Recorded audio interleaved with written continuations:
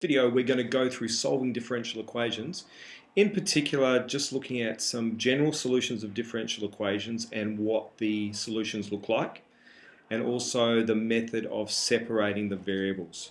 So let's have a look at those. So we know that a differential equation is just an equation with a derivative in it, so therefore the solution is going to involve integration here.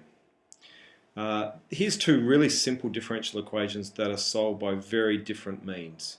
So if we look at the first one, it's very easy just to integrate both sides. The left hand side, the integral of dy dx with respect to x is just y. On the right hand side, the integral of x is x squared over 2 plus c. So this is a really easy differential equation to solve. The second one is a little bit trickier because on the right we've got a function of y, so if we integrate with respect to x, we're in a little bit of problem here, so we need another method. The way that we do that one is we separate the variables. Look at the diagram for this one. It's interesting.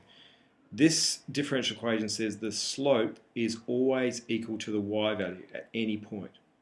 So where the y values are 2, the slope is always 2. Let's look at a bigger graph of this. So you can see at a y value of 0, the slope of every point there is 0. At a y value of 1, the slopes are all 1. Okay, so we can see this slope field here. This is like the general solutions of this differential equation. I can pick out some particular solutions. So if I pick out any point, if 0, 2 was on this curve, that would be the solution of that differential equation, that thing right there. You can see a lot of these are going to be exponential curves. There's lots of them we can draw depending on which points actually lie on this. Yep, so exponential curves. And we've dealt with this kind of situation where the rate of change of a population is proportional to the size of the population, and in this case we get exponential growth. Okay. So separating the variables, what are we going to do? We're going to put the y over to the left hand side and put the dx over to the right hand side and then integrate. Okay, so this really doesn't have any meaning on its own, this thing here. We want to put the integration sign in. Now we can integrate that thing there. The integral 1 over y with respect to y is ln y. The integral of 1, you can't see it there, but there's a 1 sitting there with respect to x is just x plus c. Okay, so we don't need the constant both sides, we just need to put it on the right hand side. We're not quite there yet, we want to solve it, so if we go e to the power of both sides, we can then simplify it and we have our solution to the differential equation. Here, writing e to the x times e to the c, e to the power of c is just another constant. So we could use a for that, or k in this case here. So there's our solution to the differential equation. Okay. So there's a equals 2 on the diagram, and different values of a will change the particular solution.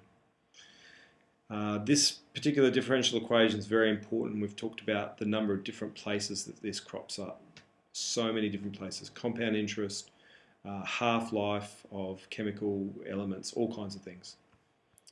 Okay, so what about this one here? How do we do this one? It's a differential equation. We've got to separate the variables. So we want to put the y's over to the left and leave the x's on the right. So here's what the separating the variables looks like. So I've divided both sides by y squared, leaving me with y to the minus 2 on the left, and I've just left the cos x there. Okay, so now we integrate to get that, and just a bit of rearranging now, negative both sides, and 1 over sine x plus c. So we'd call this the general solution of this differential equation.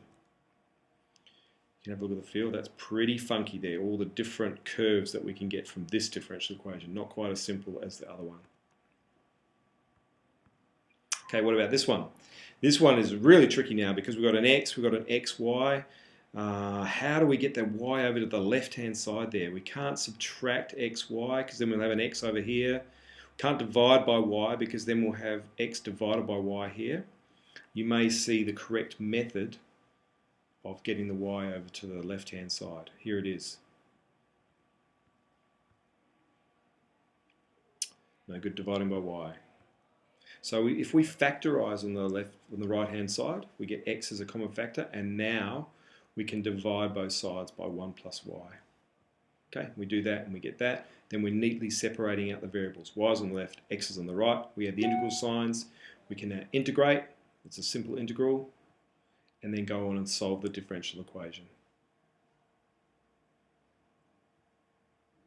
There's our general solution.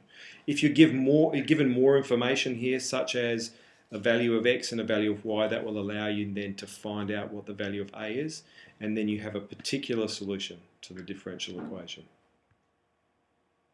And there's the slope fields for that particular differential equation. Okay, so we want to solve these differential equations by separating variables. That's a really, really handy way of doing it. And just make sure you've got the y's on one side, the x's on the other. The answer is often written explicitly, or the solution is called a general solution. What we mean explicitly is we want to write our final answer as y equals, in this case. That's it.